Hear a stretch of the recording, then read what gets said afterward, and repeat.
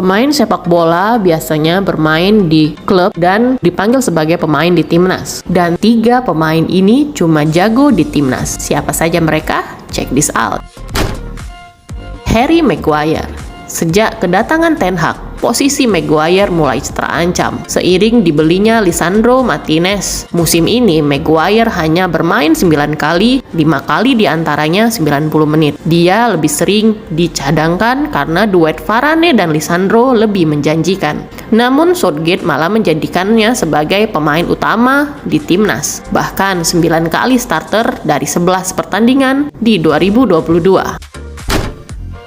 Anthony Griezmann. Di Atletico, kekurangan penyerang tajam sehingga terkadang Griezmann harus menjadi penyerang tengah. Musim ini hanya mencetak 6 gol dan 5 assist dari 21 pertandingan. Di Prancis, dia tidak dituntut mencetak gol karena kembali ke posisi aslinya sebagai gelandang serang, bahkan gelandang tengah.